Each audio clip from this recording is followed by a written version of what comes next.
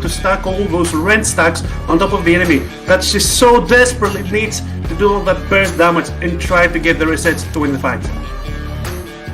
The other thing I'm looking at from a kind of point aspect is there is, you know, a decent amount of heal for this Kalista. You've got a Gragas in the top lane, you've got this Nautilus as well. So the question that I'm then going to pose now is, how easy is it for Thega on this Poppy to be able to get on top of the Kalista, or indeed Talia, depending on who the focus is for UCAM? I think it's not gonna be that much hard. I think that that's basically all that UCAM has to do. You mentioned like everything, Reb, you mentioned everything that Kalista has to deal with in a team fight. Also put on top of that just Gangplank's ultimate. We know Kalista is incredibly susceptible to slows, so it's just gonna be insanely difficult for Rafita unless he gets to snowball the game from the very beginning, gets an insane lead. I don't think Koi can look towards Rafita as an accurate and consistent leader and carry for this team. She is gonna need to snowball really hard, and indeed we see them already going ahead, trying to hit all those dredge lines, but it will not connect. Now, one thing I want to mention as well, because as we already got actually into the game and we see the runes and summoners, is that Azir actually went for the first strike himself, and that's kind of weird because it's usually taken in the melee matchups where you can poke your opponent a bit more, you can get that little bit of extra gold, because we all know that first strike may sound like a lane summoner, but it's mostly not, it's mostly for your burst outside of the laning phase. But how will he use it right now? Will it actually help him with any spikes, getting to the spike earlier? I mean, it's kind of hard to tell. I mean, obviously that shows confidence because you're playing, as you said, into a ranged matchup. So you have to believe that Shiko is not going to be able to be a huge danger to you, and you're going to be able to proc that. But I think obviously it can work, and as I said, it shows great confidence. You have 2 first strikes. This is a team that is looking to accelerate their lead, to get their carry strong as soon as possible. And as we mentioned, the jungle attention kind of gravitating towards the bot side. For now, Rafita and Seads are gaining that lane advantage, but I think it's a very precarious situation. And I want to follow up on that point that you mentioned about the junglers as well, because if you look at Thega's pathing, starting on the red buff and actually skipping on Raptors just to get to the bottom side as quickly as possible. And he also avoided the ward plays there by Zico with that pathing, so they might now realize that he's turning towards the bot side. I think they know that he started red, but they don't know exactly what path he took, they don't know which other cams are up, and shortly this ward will be down as well. So there's no information given away to the side of Koi. He still has that element of surprise, and you know what they say, nobody expects the Spanish Inquisition. Oh dearie me, we're already at that point. Rafita being engaged on very low, and it means that Seas is left on his own to duel in a 1v2. Thega now looking towards the top side of the map. Doxy not going to follow this up. Thega going to go all the way onto the Gragas and force White Knight to burn the flash. Oh, very well played by White Knight, actually. That belly slam was perfectly timed to kind of interrupt Tiger's aggression. And now that Tiger's shown topside, though, Koldo can just show bot side, help Rafita and Seads just push the lane, so Rafita doesn't have to be afraid about having low HP, low mana, and Koi are still gonna benefit from this bot lane, very aggressive bot lane that they're playing. Yeah, for sure. They managed to push the way in. They're going to get not exactly a cheater recall, but a faster recall. So they're going to be first on the map. They're going to get first movement, and that can be very important for the first Drakes. Because as we can see on the top left corner of our screens, the first Drake will be spawning in less than 15 seconds. And if you start stacking in the map, you can kind of match all the scaling components that you can have amassed in this first draft. Yeah, also, I just wanted to mention real quick, since we were talking about setups, I didn't actually notice until now that White Knight as well is running first strike, and he's even got a tier on his first recall, so what I said in draft might actually come true. This could be the full cooldown reduction, full ability haste, now rather I should say, focused AP Gragas, and he's kind of been taking a light beating in the lane till now. Doxy was able to get priority with no problem, but he hasn't suffered that much. For sure. I really love... Sorry, go ahead. Sorry for that, Woodruff. No worries. I really just want to see some Bomba builds right now. Maybe a Night Harvester, which usually suits really well with the first strike and try to execute people, because most people from the side of UCAM are really squishy. You have a Poppy, yes, but that's never going to be the target. You want to get the Poppy away from their backline. And if you go full AP and you have some sort of vision control, the flanks are going to be really deadly. And Caesar lands the dredge line onto Duel, forced to flash away, but this is a 3v2. Thaker making his way over, but the first blood has already been secured by the side of Koi, and UCAM will get nothing in response. Oh, and that was actually really close, because Tiger there was so close to pinning Koldo under tower and maybe securing a kill back, but just pixels away from that damage, from that CC, from that safe haven of the turret. Very well played by Sietz. That's a dredge line you need to hit, and he obviously did, and Duel and Zamlek maybe should have suspected something. It's really greedy from them, because as we saw, there was not even a thought of vision control in the river. It was absolute darkness. They were playing the Birdwatch or something like that, and that means that they cannot know how to push. They cannot know if they're safe to push, if they're safe to pressure, and when you want to have all those pressure lanes, you need to have control of the enemy jungler. If you don't know where he is, just play safe. Something else that I do want to bring up now is White Knight has hit level 6, and the reason why I bring that up is whenever I think about Graves jungle, I'm always looking for lanes that have setup to be able to facilitate the Graves for a successful gank. Now that White Knight has the explosive cask available, is this top lane a realistic option for Koldo to look towards? I think it is. Obviously, it's still a Gragas that doesn't have too many statistics. You see at his inventory, you look at his inventory, he's got a Dawn Ring and a Tear of the Goddess. But we have mentioned, if Shiko can get priority in that mid lane, he's free to roam. Okay, C just walks right up to Zamilek, who flashes forward. The cannon barrage from Doxy facilitates the king for UCAM, who are now on to the scoreboard. Well, now I think they just have to go top, because Gangplank expanded his ult and he got a kill for his AD carry bot lane, so you gotta make something happen topside. You need to answer to that play, otherwise you just left away with Murray, because we saw C's here. He gets another great CC, they lock down Zablek and we think, okay, now the bottom lane's over. But no, the cannon barrage is there, the bubble hits, and that's so much damage on top of the Kalista, and we see, I don't know, that's 12 spears in the heart of the Lucian, which are never torn away. Yeah, that was just a great execution by UCAM, and as we mentioned, the moment this Kalista stops being relevant, stops just snowballing her advantage, it's over for her. This kill might be the nail in the coffin for the bot lane of Koi. Zamilek got his advantage, he's got a kill, he picked it up, he didn't get stolen by Duel or something. This is amazing news for UCAM. That's actually a very good point, because it's something I wasn't looking at where that kill from the first gank went, and it means Rafita is a little bit further behind, and you can see from the items as well now, Rev, that pickaxe versus the longsword advantage for Zamilek. It's huge. At this moment, it's huge. Maybe I would expect it the Serenity from the Lucian as well, for that extra bit of spice, that extra bit of oomph for them to go for the execution, but he's so much closer to his first mythic item, and the mythics are so important on those all of those explosive matchups. And I want to turn our attention from this point to the other, because as we see Cole right now, he's rotating towards the bot side, but he's trying to cover so much for his lanes, but he's not as far away from the Poppy as he would have liked. The Poppy is just a tank jungle, her clear is not great, and as he runs away with less than half HP, we still see that he has one smite left from the 450 smite. He's so behind on those smite timers.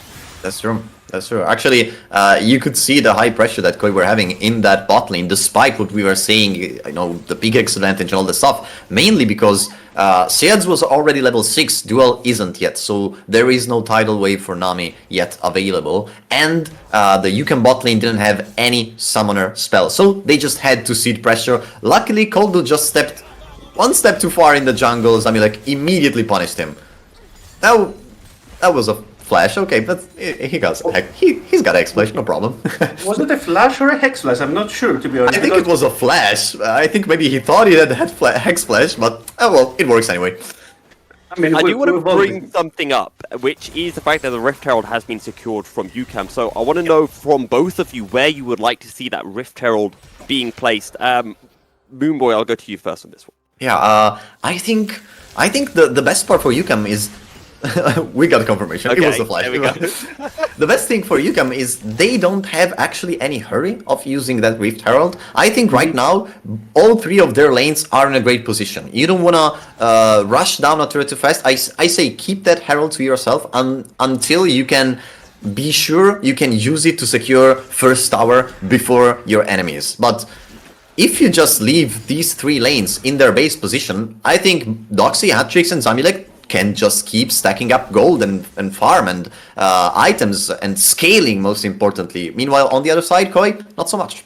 Yeah, I second that thought, because if you could take a tower, if any tower had 2 plays, then sure, go ahead, rush it there, open up the map, you can then invade a bit more, take more information from the enemy team, and abuse them. But right now, if you can't open up the Talia lane, as there's a culling in the bot lane as well, then you just use it for Drake pressure. The next Drake spawns in less than half a minute, you'll still have that Rift Herald in your pocket, just use it in the lane, and create a lose-lose scenario for the side of Koi, because either the answer, the Rift Herald, most likely it will still crash and give you 320 gold and they'll be late to the Drake party, or they will not and you get more plates for your Herald. And we've seen now Caldo looking towards this bottom side quite frequently, just looking to see if there's any potential play, and Vega is going to stop the jump over the wall onto White Knight, who is forced to burn the flash, takes a blast cone, and gets back under the safety of his outer tower. Oh, that was pretty clutch by Tiger. The end trap was very clean. If only you had flash. That's a cannon barrage in the bottom lane. The fade score, the Weaver's Wall. Koi want to go in for this play. The flash out of the seismic shoves. Zamulek and Jor will survive, but they have to burn both their flashes. They have to burn the heal as well. The Rift Herald used in the top lane, but it will not secure the first tower of the game. Just a lot of tower plates going into the pockets of Thega and Doxy. That was pretty close. The GP used on bot side means you don't have that much pressure to add on top side, and the turret saves itself by like the skin of its teeth. Maybe Koi could even answer with their first turret by their side. White Knight is doing a great job wave clearing, so I think if Koi just focused that bot side turret, they could get it. Oh, never mind. I don't know if White Knight can survive this. This is 3 on 1 damage! White Knight pulls one kill, he almost gets a second onto Doxy. And White Knight with the outplay. And Thega with the misplay has, the collateral damage. Doxy survives, he's so low. Chico is making his way up, as is Caldo. Flashing forward, drops down the Death Ignite. But Chico is knocked under the tower by the Emperor's Divide, so it's just another trade of kills, 1 for 1. So in the end, it's a 2 for 1 in the favor of UCAM, but the turret still stands for White Knight. It's a 2 for 2 in the end, because White Knight also got that, and you're right. that ignite, I could feel the drop from here. It was a dubstep ignite in all sorts of ways, because there was just 1 HP, but let's look at that outplay, because Koi is an absolute monster. That body slam was at the exact millisecond, I should say, that the W from the Poppy expired. Yeah, we were mentioning how well he was wave clearing. Well, he's not only wave clearing minions, he's wave clearing champions also. Very well played by him. That kind of saved the whole play, as we were saying. You were actually risking losing that first turret. The Herald got used on that top lane turret, and it hasn't even fallen yet. This is huge for Koi. And I do have to bring up in the second part of that play, let's not forget as well, Chico, despite having the Unsealed Spellbook, that is still a flash, that is still an ignite that got invested to pick up the kill. Meanwhile, Hatrix didn't have to use anything to get that kill back in return. That's true. That's actually true. Oh, great trade by Doxy.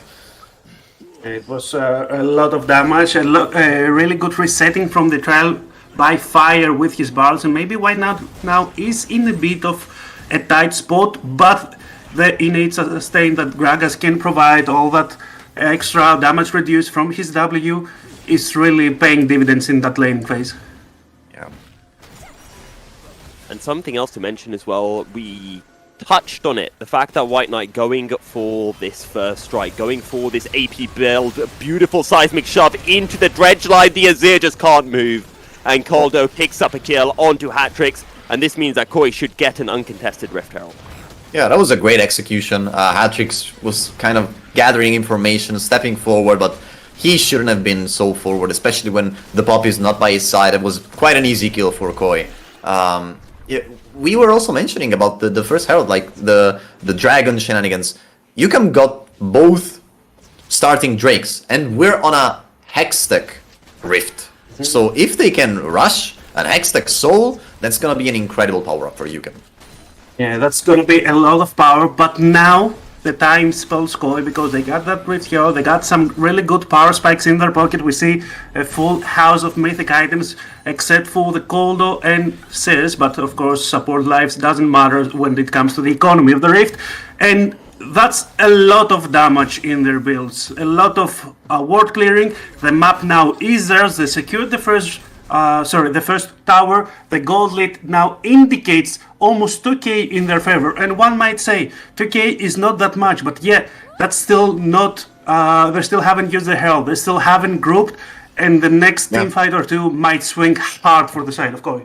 And yeah, you're right, like 2k is not a lot, but as we were seeing how that bot lane was developing, you didn't think Rafita would be able to regain an advantage on Zamilek like that, and he just did. They just parked him on top side, he farmed a lot, he pressured the turret, he got the first turret for his team, and now he's 20 CS ahead. That's a great recovery from Rafita.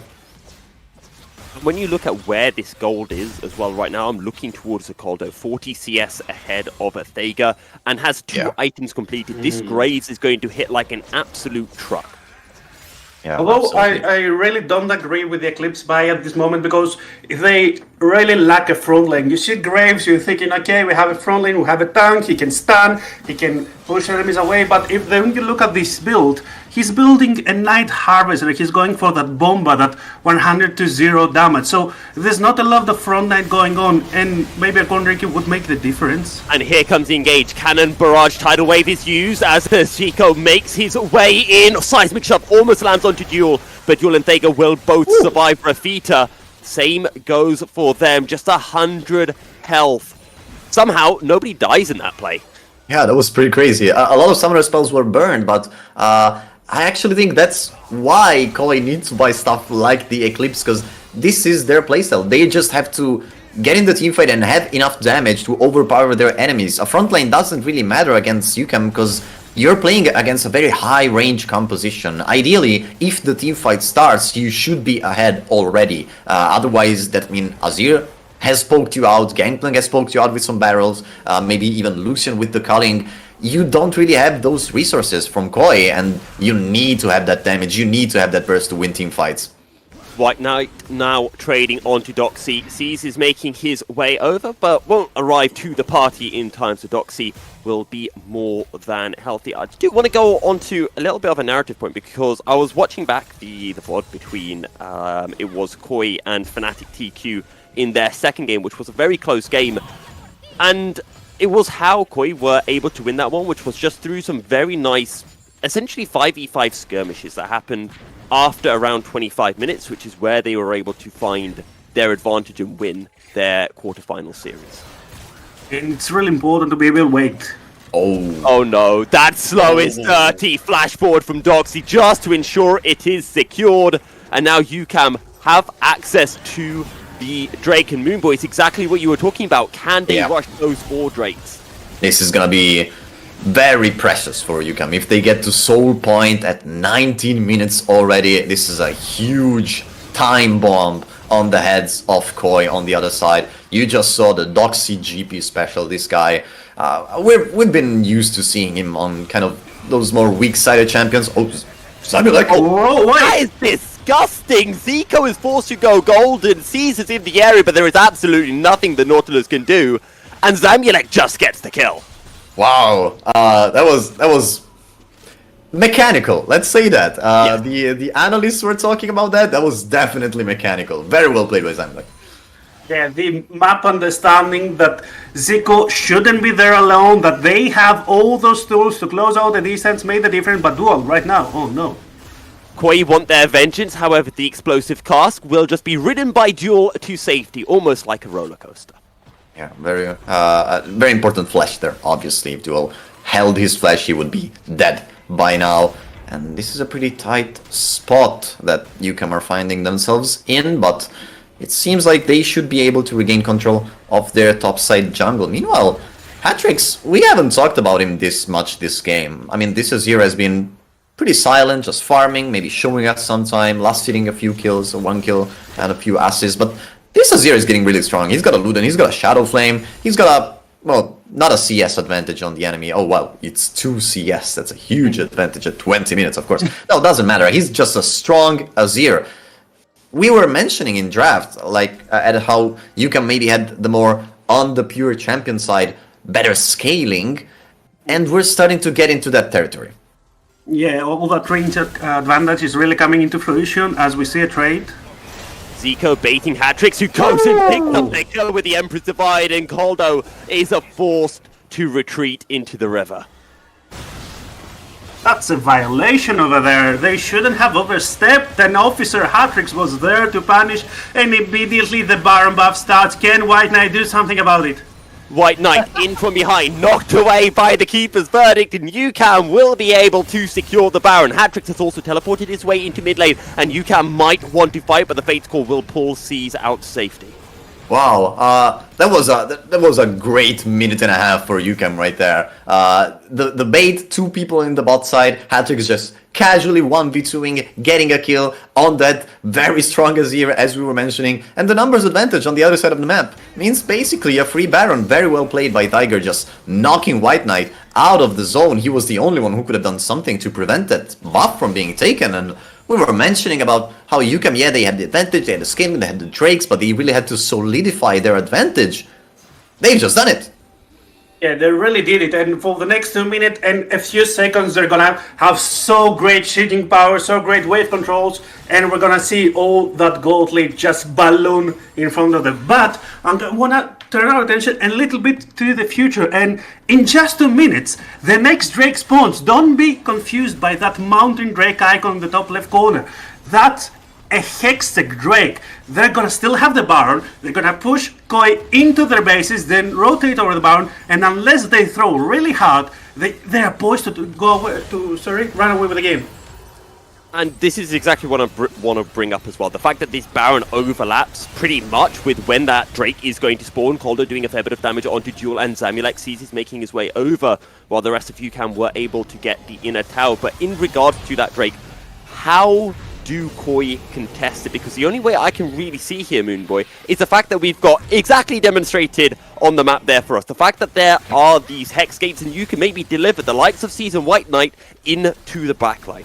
Yeah, I think Koi just need to make kind of a sucker punch here on UCAM. You know, you need a pick. You need to catch someone with a Kalista ultimate, with a Nautilus ultimate. You need to close on someone with the Taria ultimate, get a 2v1 on your side. But we've already seen it's not easy. Doxy and Hatrix are both at the point where they can basically 1v2. Hatrix did it just a few minutes back. So this is a date that Koi can't miss on that 4th Drake. And they really would like to get some more items under their belt. The Kalista just waiting on the last components of her 3rd item. Meanwhile, on the other side, Lucian has 3 items, GP has 3 items, Azir is very close. And they really cannot commit to the Drake as well, because if they commit to the Drake, their base will be in shambles, and UCAM will be like, okay, you got a Drake, but now you'll need to defend 24/7. Explosive Cask lands onto Duel, but Zico is unable to follow up, and Koi can't look for any more C's. Throws out a dredge line, only lands onto the wall, and now UCAM are trying to turn. They're looking towards Koldo. Meanwhile, on the other side of the fight, in goes White Knight. Doxy taken down low, forced to flash away. The Ignite ticks down, but UCAM will survive with all of their members left standing. This is actually not bad, because Doxy right now is low. He has the TP, so he can just rejoin the fight. Hatrix doesn't, so he's gonna be forced to fight this Drake on half HP. This is basically one of Koi's last chances.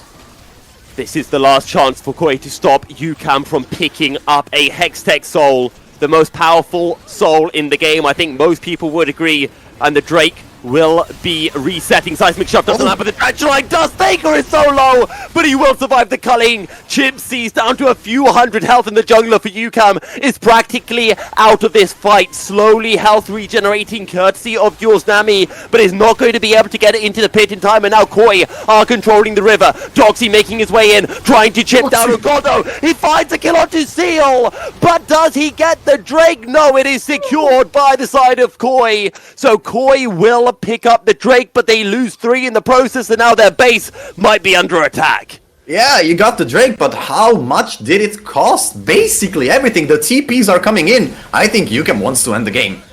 And they might be able to. It's a 5v3. Not all of the HP bars are there, but if they manage to keep their waves healthy, they have the time, they have the damage. They can just take away all of those turrets. They can get away with the game. The powder keg, huge, but UCAM will not look for anything more. They'll take the Hex Gates out. They have obliterated Koi's base, and just one Nexus tower now stands. So, good news, bad news, right? Good news, you got the Drake, the enemy didn't get the XX Soul. Bad news, you have one Nexus turret, and Barons in 1 minute. So, the timer on the decisive objective has just been pushed back a couple minutes. This is still good news for Koi though, because I didn't think they would be able to get a clean fight, get a clean advantage in a fight, since we were even talking before this. The main problem you face in scenarios like this is you don't have the same range as UCAM have, so it's very likely that you get poked out. Koi didn't actually get poked out, so they were able to stand up and fight and get the Drake. Yeah, but in the fight following, the news were not as good, and we see now why. If you check at the gold lead, it's close to 6k for the side of UCAM. They have really heavy wallets. There's another engage. Okay. Ledge line comes through. Weaver's Wall will cut off Fjord from the fight. Faker will get picked. However, White Knight is being left alone as a cannon barrage zones away the rest of the members of Koi away. White Knight almost surviving, but the final auto comes through from Samulek. It's a 1-for-1 in the mid lane. Yeah, and 3 other players from Koi are very low. Great seismic shot by Chico that gains some tempo. Oh, hat tricks! He just goes in and delivers Zico on a silver platter for Samulek, and hat tricks finds the second of the fight. Samulek looking for more, and Rafika just goes into the waiting arms of Doxy. Sees is the only member left standing, and UCAM are 4 members strong as they push through in the mid lane.